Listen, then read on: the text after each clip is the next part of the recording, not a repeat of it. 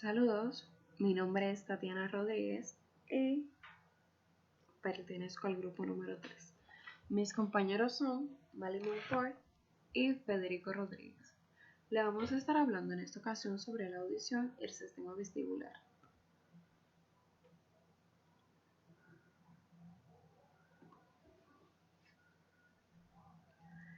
La audición es el sentido del oído. Comporta la traducción de ondas sonoras en energía eléctricas, que después podrá transmitir al sistema nervioso. El sonido se produce por ondas de compresión y descompresión, que son transmitidas en medios elásticos como el aire y el agua. La unidad para expresar las ondas sonoras es el decibelio, una unidad relativa en una escala logarítmica. La frecuencia del sonido se mide en ciclos por segundo o hercios. El oído humano percibe un tono de frecuencia entre los 20 y los 20.000 hercios.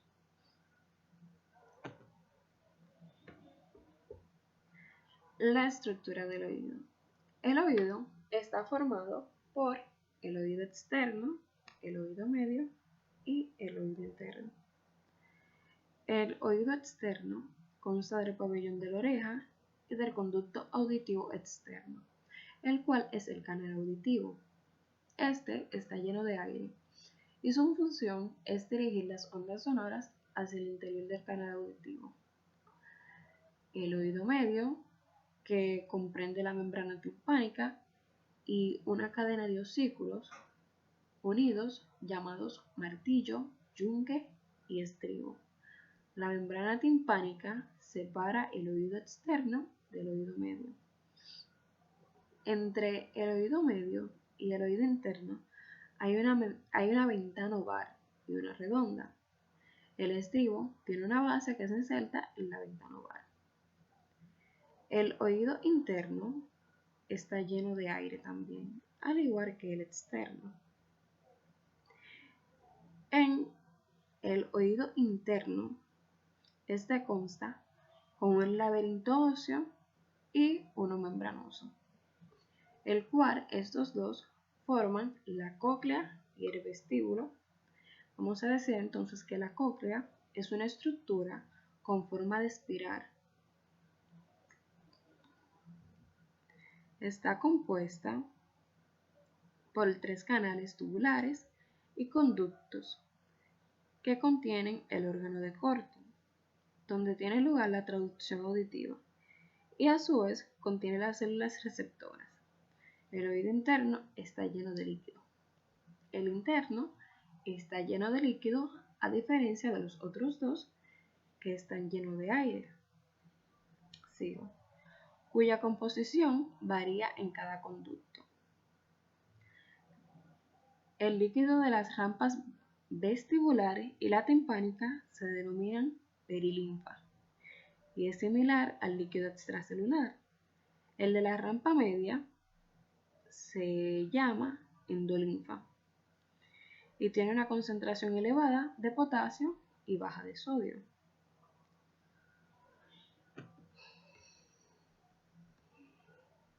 La traducción auditiva. Esta es la transformación de presión sonora en energía eléctrica. Recordando aquí nuevamente que el oído externo, al igual que el medio, está lleno de aire y el oído interno está lleno de líquido. Entonces, antes de que pueda tener lugar la traducción, las ondas sonoras que viajan a través del aire se deben convertir en ondas de presión en el interior del líquido. La membrana del tímpano y los osículos actúan como un dispositivo adaptador de la impedancia que realiza esa conversión. Esto quiere decir que el aire que viaja a través del oído va a enviar información a través de la membrana timpánica, donde está todo lleno de líquido, que esto va a producir la traducción auditiva. El oído externo dirige las ondas sonoras al conducto auditivo, que la transmite hasta la membrana timpánica. Cuando las ondas sonoras se mueven, la membrana timpánica también se mueve la cadena de los osículos, empujando la base del estribo contra la ventana ovar y desplazando así el líquido al oído interno.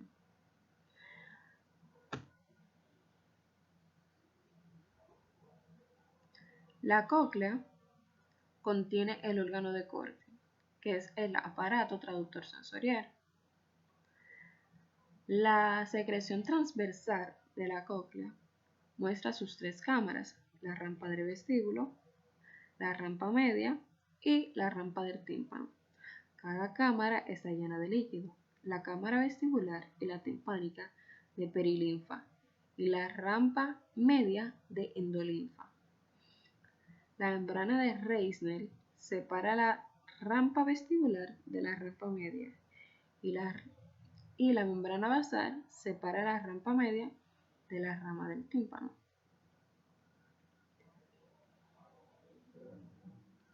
El órgano de corte se encuentra en la membrana basal de la cóclea y está bañado por la endolinfa del interior de la rampa media.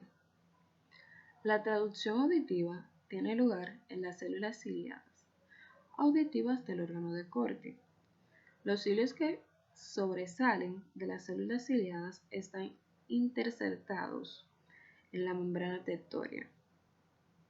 Así, los cuerpos de las células ciliadas están en contacto con la membrana basal y los cilios están en contacto con la membrana tectorial. El nervio vestíbulo coclear contiene los nervios que inervan el órgano de corte. Esos nervios transmiten la información desde las células ciliadas auditivas hasta el sistema nervioso central. Aquí se puede observar lo que es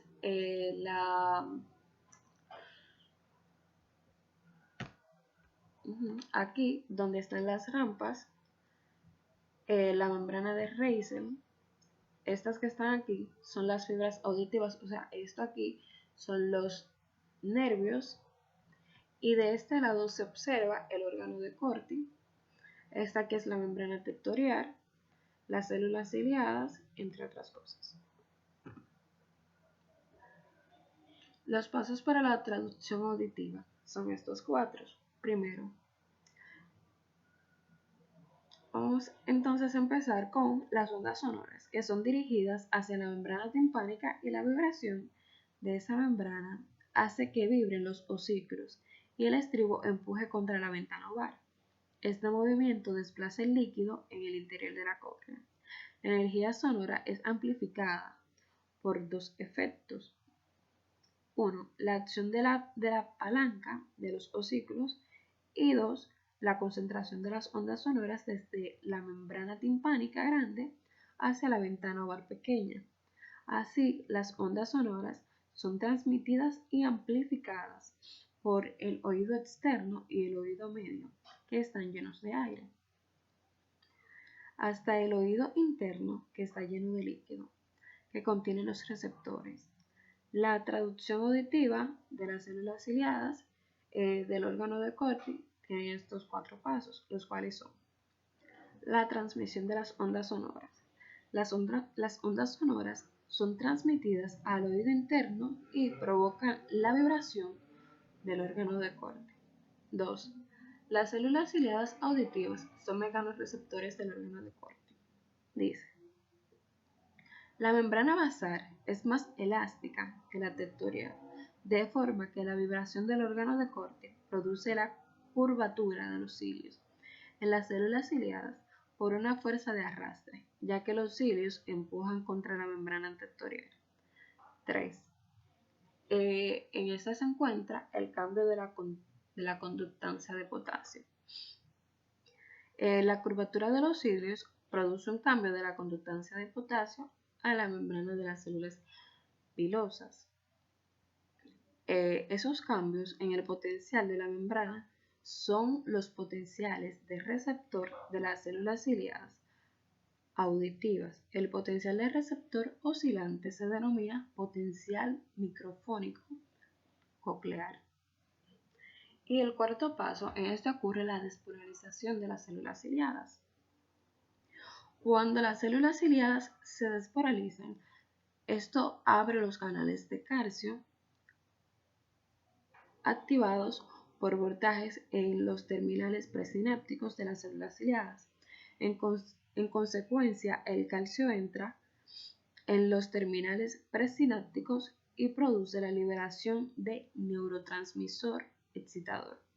Se activa los nervios cocleares aferentes que transmiten información al sistema nervioso central. La codificación del sonido.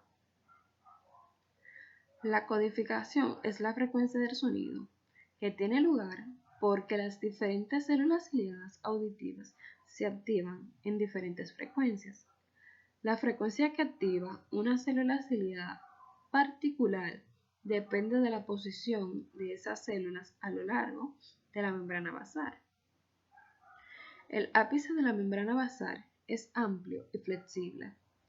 Las células ciliadas del ápice responden mejor a las frecuencias bajas. Así, la membrana basal actúa como un analizador de las frecuencias del sonido, con las células ciliadas situadas a lo largo de la membrana basal, respondiendo a las diferentes frecuencias.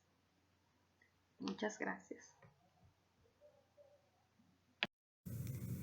Mi nombre es Mali Monfort Brasil, matrícula 2019-0085. Y continuando con el tema de audición, voy a tratar vía auditiva, coclear o acústica. La información se transmite desde las células ciliadas del órgano de Corti, que es el órgano receptor del oído interno, y la primera parada del sonido en el canal auditivo, hasta los nervios cocleares aferentes. Estos hacen sinapsis con las neuronas de los núcleos cocleares dorsales y ventrales del bulbo, y sus axones ascienden al sistema nervioso central. Algunos de estos axones cruzan al otro lado y ascienden por lo que es el lenisco lateral, que es el tracto auditivo primario, hasta el colículo inferior. Las fibras procedentes de los núcleos de este ascienden hasta el núcleo geniculado medial del tálamo, y las fibras procedentes del tálamo lo hacen hasta lo que es la corteza auditiva. Algo que hay que recalcar es que existe una representación tonotópica o mapa tonotópico generado en el órgano de Corti. Se observan estos en todos los niveles del sistema nervioso central. La discriminación de los rasgos complejos, por ejemplo, la capacidad para reconocer una secuencia ordenada, es una propiedad propia de la corteza cerebral o de la corteza auditiva. Algunas de las fibras auditivas cruzan y otras no. Una mezcla de las fibras nerviosas auditivas ascendentes representan a ambos oídos en todos los niveles superiores o del sistema nervioso central. Así, las lesiones de la cóclea o caracol del oído causarán sordera ipsilateral. Sin embargo, las lesiones unilaterales más centrales no producen sordera, puesto que algunas de las fibras que se transmiten información desde ese oído ya habrán cruzado al otro lado no dañado. Sistema vestibular. El sistema vestibular es el responsable de mantener el equilibrio mediante la detención de alteraciones angulares y lineales de la cabeza. Otra de sus funciones es que éste ayuda a los ajustes de los reflejos de la cabeza, ojos y músculos posturales que proporcionan una imagen visual estable de la retina, y también una postura firme con la finalidad de mantener el equilibrio. Órgano vestibular. El órgano vestibular se encuentra en el interior del hueso temporal, adyacente al aparato auditivo o cóclea. Este es un órgano que consiste en un laberinto membranoso en el interior del laberinto óseo. Este es un laberinto membranoso formado por 3 conductos semilunares óseos o también llamados canales semilunares, que son horizontal, posterior y superior, y 2 órganos otolitos que son el utrículo y el sáculo. Los canales semilunares y los órganos de otolitos están llenos de endolinfa y rodeados de perilinfa, de modo similar al órgano auditivo. La endolinfa y la perilinfa, ambos líquidos, son imprescindibles para el funcionamiento del oído. Los canales semilunares están dispuestos en perpendicular respecto a los otros dos y su función es detectar la aceleración angulares o rotatorias de la cabeza. O sea que la disposición perpendicular de los canales asegura que se cubran los 3 ejes principales de rotación cefálica. Cada canal está lleno de endolinfa y tiene un agrandamiento en sus extremos al que se le denomina ampolla. Este agrandamiento contiene células ciliadas vestibulares cubiertas de una masa gelatinosa llamada cúpula. La cúpula abarca el área transversal de la ampolla y tiene el mismo peso específico de la endolinfa del canal durante la aceleración angular de la cabeza. La cúpula se desplaza provocando así una excitación o la inhibición de las células ciliadas. El utrículo y el sáculo detectan la aceleración lineal, por ejemplo, las fuerzas gravitacionales. En el interior del utrículo y el sáculo, una masa de otolitos compuestos por mucopolisacáridos y cristales de carbonato de calcio se encuentra situado sobre las células pilosas vestibulares como una almohada. Cuando inclinamos la cabeza, por ejemplo, las fuerzas gravitacionales actúan sobre la masa de los otolitos y la mueven a través de las células ciliadas vestibulares. Estas células ciliadas se activan o se inhiben y alertan a las personas o a la persona sobre el cambio en la posición de la cabeza. Muy buenas, mi nombre es Federico Rodríguez y yo estaré hablando acerca de la traducción vestibular. La función de los canales semicirculares horizontales consiste en detectar la aceleración angular de la cabeza. Un ejemplo de esto sería cuando la cabeza rota en sentido antirreloj o en el mismo sentido del reloj. Una forma de verlo sería con este ejemplo. Cuando la cabeza gira a la izquierda, también giran a la izquierda los canales semicirculares horizontales y sus ampollas anexas. Si los estereocitos entonces se curvan hacia los quinocilios, las células ciliadas se despolarizan y a través de esto aumenta la frecuencia de activación de los nervios vestibulares aferentes. Mientras esto ocurre, la cabeza continúa rotando hacia la izquierda. La endolinfa acaba experimentando el mismo movimiento de la cabeza, la ampolla y la cúpula. Y por último, cuando la cabeza deja de girar, ocurren los mismos fenómenos, pero a la inversa. Durante un pequeño tiempo, la endolinfa continúa moviéndose y empuja la cúpula y los quinocilios de sus células ciliadas en dirección opuesta. Entonces, antes de hablar del utrículo y del sáculo, hay que hablar de la mácula. Las máculas son sensibles a la aceleración lineal. ¿Qué quiere decir esto? Una aceleración que va en línea recta, ya sea por un movimiento continuo o a través de la fuerza gravitacional. También hay que recordar que las células ciliadas de la mácula están insertadas en la masa de otolitos.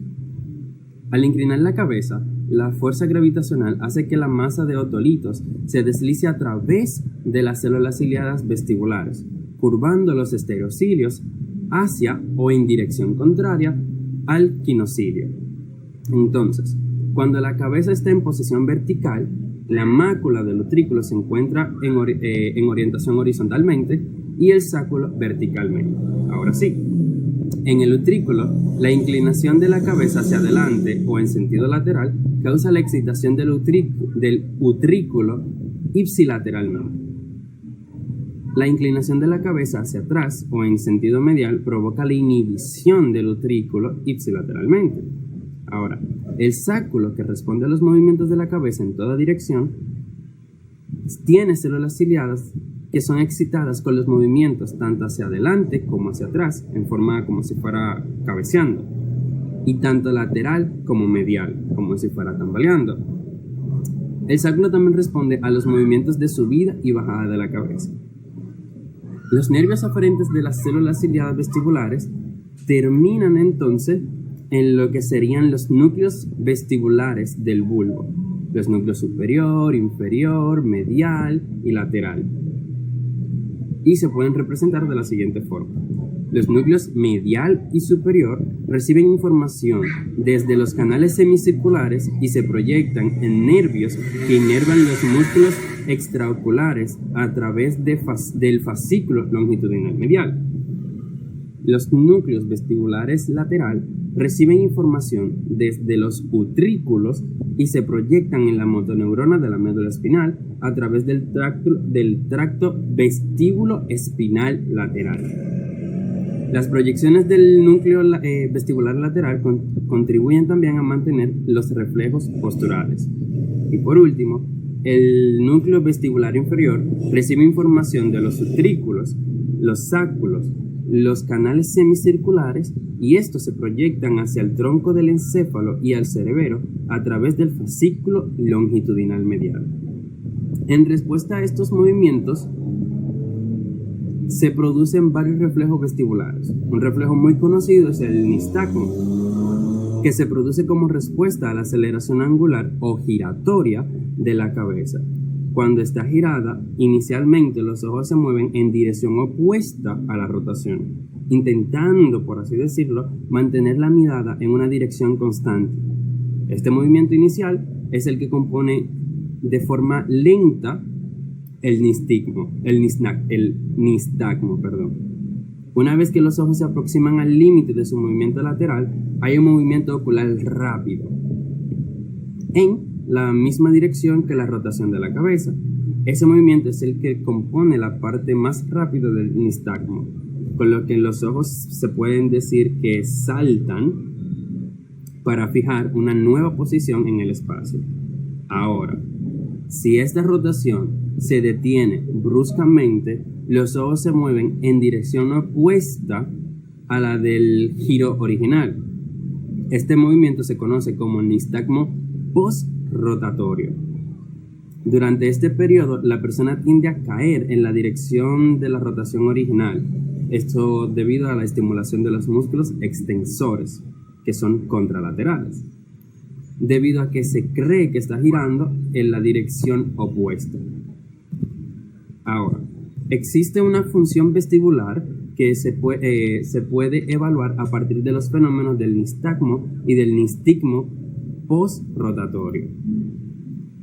Estos son la prueba de Baranay, que consiste en hacer rotar a un individuo en una silla para comprobar si tiene desviación. En el individuo normal, con función vestibular normal, la rotación a la derecha provoca un nistagmo rotatorio derecho y el nistagmo postrotatorio izquierdo, y la caída hacia la derecha durante el período que sigue a la rotación. Y la prueba oculovestibular consiste en la estimulación térmica de los oídos internos, con una pequeña estimulación separada de los canales semicirculares horizontales derecho e izquierdo. En este caso, el paciente debe inclinar la cabeza hacia atrás unos 60-65 grados para que los canales horizontales adopten una orientación vertical.